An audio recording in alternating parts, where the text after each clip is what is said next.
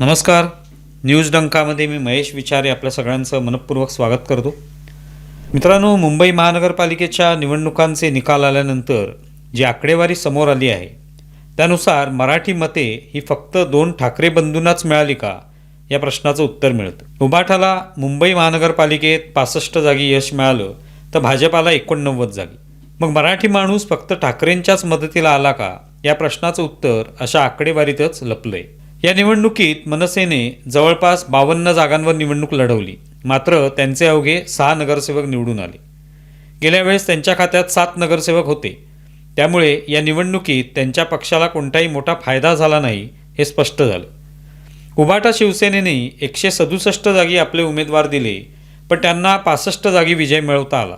म्हणजे 100 ठिकाणी त्यांचे उमेदवार पराभूत झाले. याचा अर्थ मराठी माणसाने केवळ ठाकरे बंधूंनाच साथ दिली असं म्हणता येत नाही. महाराष्ट्राचे मुख्यमंत्री देवेंद्र फडणवीस यांनी एका मुलाखतीत म्हटलं होतं की मुंबई महानगरपालिकेच्या निवडणुकीत सर्वात मोठा पराभव किंवा धक्का हा राज ठाकरेंच्या महाराष्ट्र नवनिर्माण सेनेच्या पदरी पडणार आहे. बिगेस्ट लुझर हा मनसे पक्ष असेल असं फडणवीस म्हणाले होते. त्यातच मनसेला सोडून भाजपामध्ये दाखल झालेले माजी नगरसेवक संतोष धुरी यांनी असा सवाल उपस्थित केला होता की राज ठाकरे कधी भाजपाला पाठिंबा देतात, कधी राष्ट्रवादीला साथ देतात, आता ते उद्धव ठाकरेंच्या सोबत आहे. या सगळ्यात मनसे या पक्षाचा फायदा होत नाही, तर ज्या पक्षांना ते साथ देतात त्यांनाच त्याचा फायदा मिळतो. फडणवीसांनी हेच सांगितलं होतं की मनसेला सर्वात मोठा फटका बसेल, पण त्याचा फायदा मात्र उद्धव ठाकरेंना होईल. मराठी माणसाने भाजपा, एकनाथ शिंदे यांची शिवसेना, काँग्रेस यांनाही साथ दिलेली आहेच. 2017मध्ये शिवसेना ही एकसंध होती. त्यावेळी त्यांना मुंबई महानगरपालिकेत तब्बल 30% अशी सर्वाधिक मतं पडली होती, तर भाजपाला दुसऱ्या क्रमांकाची म्हणजे 28% मतं पडली होती. पण आता भाजपाला 21% मतं पडली आहेत. यावेळी विभागलेल्या शिवसेनेतील उद्धव ठाकरेंना 13% मतांवर समाधान मानावं लागलं. महाराष्ट्र नवनिर्माण सेनेला 2017च्या निवडणुकीत 8.52% मतं मिळाली होती. ती संख्या प्रचंड घसरली असून अवघा 1.37% इतकीच मतं त्यांना यावेळी पडलेली आहेत. जर मनसेची तुलना केली तर ऑल इंडिया मजलिस इत्तेहादुल मुसलमीन अर्थात AIMIM या असदुद्दीन ओवेसी यांच्या पक्षाने 1.25% मतं घेतली आहेत. काँग्रेसचाही पुरता हिरमोड झाला आहे. त्यांनी गेल्या निवडणुकीत 16.69% मतं घेतली होती. ती आता 12% घसरली आहेत आणि त्यांना अवघी 4% मतं मिळाली आहेत. एकनाथ शिंदे यांच्या शिवसेनेला 5% मतं मिळाली. त्यांनी 90 जागांवर आपले उमेदवार उभे केले होते आणि त्यांचे 29 उमेदवार जिंकून आले. समाजवादी पक्षाचाही सुपडा साफ झाला आहे.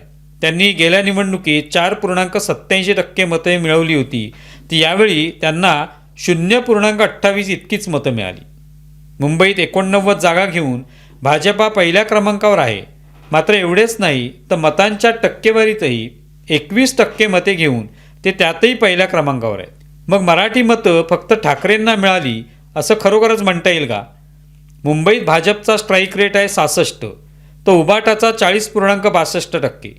मतांच्या बाबत पाहायचं झालं तर भाजपाला 45.39% मतं मिळाली, तर उभाटाला 27.37%. एकनाथ शिंदेंच्या शिवसेनेला 10.28%. मग ही टक्केवारी मुंबईतल्या मराठी माणसाचा टक्का कुणासोबत आहे हेही दर्शवते असं म्हणता येईल. राज्यात या सगळ्या पक्षांचा स्ट्राईक रेटही दाखवतो की मराठी मतं कुणाला मिळाली. जरी मराठी मतं मुंबईपुरती धरली तरी त्यात आघाडीवर भाजपाच असणार, तर राज्यातही त्यांचा स्ट्राईक रेट 63% असल्यामुळे तिथेही मराठी माणूस भाजपच्याच पाठीशी आहे असं म्हणता येतं.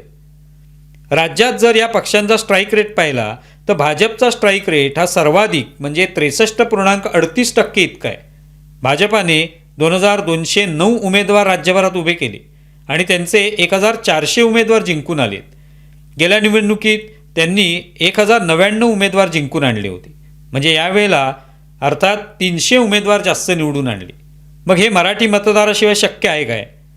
एकनाथ शिंदेंचे राज्यात 1493 उमेदवार उभे होते आणि त्यांनी 410 उमेदवार विजयी केले. त्यामुळे त्यांचा स्ट्राईक रेट 27.46 इतका आहे. पण गेल्या वेळी शिवसेनेला 489 उमेदवार जिंकून आणता आले होते. तेव्हा शिवसेना एकसंध होती. यात उभाटा हा 4थ्या क्रमांकावर फेकला गेलाय. त्यांनी राज्यात 1275 उमेदवार उभे केले, पण त्यांचे अवघे 155 उमेदवार जिंकले. त्यांचा स्ट्राईक रेट आहे 12.15. मनसेने 330 उमेदवार उभे केले, पण त्यांचे अवघे 12 उमेदवारच जिंकले. त्या तुलनेत गेल्या निवडणुकीत त्यांनी 26 उमेदवार जिंकून आणले होते. त्यांचा स्ट्राईक रेट हा 3.64 इतकाच आहे. राष्ट्रवादी अजित पवार पक्षाने 3ऱ्या क्रमांकावर झेप घेत उभ्या केलेल्या 1355 उमेदवारांपैकी 163 उमेदवार जिंकून आणले. त्यांचा स्ट्राईक रेट राहिला 12. शरद पवारांच्या राष्ट्रवादीने 533 उमेदवार उभे केले, पण त्यांचे अवघे 35 उमेदवार जिंकून आले. त्या तुलनेत काँग्रेसनं चांगलं यश मिळवलं. त्यांनी राज्यात 1351 उमेदवार उभे करून 357 उमेदवार जिंकून आणले. अर्थात उभाटापेक्षा त्यांनी दुप्पट जागा जिंकल्या. त्यांचा स्ट्राईक रेट होता 26.27. या सगळ्यात कहर म्हणजे MIM या ओवेसी यांच्या पक्षाने 29.78% इतका स्ट्राईक रेट मिळवला. या सगळ्या टक्केवारी आकडेवारीवरून मराठी माणूस हा फक्त ठाकरे बंधूंनाच मतदान करत नाही हे पुरेसं स्पष्ट होतं. जर महाराष्ट्रात सर्वाधिक स्ट्राईक रेट भाजपाचा आहे, त्यांनी जिंकलेल्या जागा सगळ्यात सर्वाधिक आहेत, शिवाय एकनाथ शिंदे यांनी जिंकलेल्या जागाही 2ऱ्या क्रमांकाच्या आहेत आणि त्यांचा स्ट्राईक रेटही बाकी पक्षांपेक्षा सर्वोच्च आहे, तर मराठी मतं त्यांना मिळालेली नाहीत असं कसं म्हणता येईल? आता एक थोडी हृदयस्पर्शी बातमी आपण पाहूया. अत्यंत गरीब घरातून आलेली अनेक तरुण मुलं चांगलं शिक्षण घेऊन मेहनत संघर्ष करून पुढे जात असल्याची असंख्य उदाहरणं दिसतात. कुडाळमधील गोपाळ सावंत हे असंच एक उदाहरण.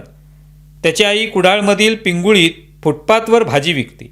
गोपाळ या त्यांच्या सुपुत्राने केंद्रीय राखीव सुरक्षा दल अर्थात CRPFमधील नोकरीसाठी मेहनत घेतली आणि त्यात त्याने यश मिळवलं. त्यानंतर आईची भेट घेण्यासाठी तो गावात आला. त्याचा भावस्पर्शी व्हिडिओ नंतर व्हायरल झाला.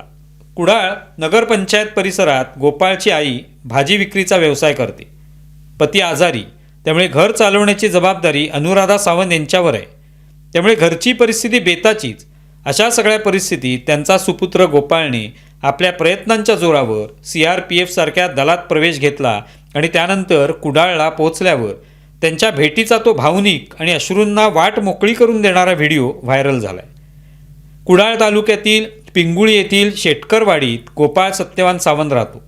आता तो आईला घर चालवण्यासाठी मदत करेलच, पण देशाचाही भार वाहणार आहे. हा व्हिडिओ प्रचंड व्हायरल झाला असून व्हिडिओ पाहताना लोकांचेही डोळे भरून येत आहेत. गुलालाने माखलेला गोपाळ आपल्या आईच्या दिशेने येतो. ती रस्त्यावर भाजीची पथारी अंथरून बसली आहे. तो आल्यावर तिच्या पायावर पडतो, तिच्या पायावर डोकं ठेवतो आणि ती नंतर त्याला मिठीत घेते. दोघेही अश्रूंना वाट मोकळी करून देतात. गोपाळचा मित्र त्या दोघांवरही गुलाल उधळतो. आपल्या आईचे कष्ट कमी करण्यासाठी त्याने केलेल्या मेहनतीचं चीज झाल्याची ही हृदयस्पर्शी कहाणी होती. गोपाळ अत्यंत सामान्य परिस्थितीत वाढलेला मुलगा. नोकरीसाठी शोधाशोध करत होता. त्याने अग्निवीरसाठी प्रयत्न केले, पोलीस दलात प्रवेश करण्यासाठी मेहनत घेतली, पण त्याला संधी मिळाली नाही. पण त्याने संयम गमावला नाही. उलट कठोर शिस्त, मेहनत, व्यायाम याच्या जोरावर त्याने यश मिळवलं. परिस्थितीला कधी त्याने दोष दिला नाही. देशसेवेचा विचार त्याने केला होता. त्यासाठी प्रयत्नही केले, पण अखेर त्याने CRPFमधील प्रवेश घेतला. गोपाळवर कुडाळ तालुक्यात अभिनंदनाचा वर्षा होत आहे. सध्याच्या काळात आपण पाहतोय की जेन झीच्या नावाने कुठेतरी अराजक, असंतोष माजवण्यासाठी अनेक लोक इच्छुक असल्याचं दिसतं. कधी भारतामध्ये नेपाळसारखी, बांगलादेशसारखी स्थिती व्हावी अशी इच्छाही अनेक लोकांची असते. पण अशा सगळ्या परिस्थितीमध्ये गोपाळसारखे तरुण हे नक्कीच तरुणाईला प्रेरणा देतात. तुम्हाला असंच वाटतंय का? तुम्हाला सगळा व्हिडिओ कसा वाटलाय जरूर कळवा. आमचा व्हिडिओ जास्तीत जास्त लाईक करा, शेअर करा आणि आमचं YouTube चॅनल सबस्क्राईब करा. धन्यवाद.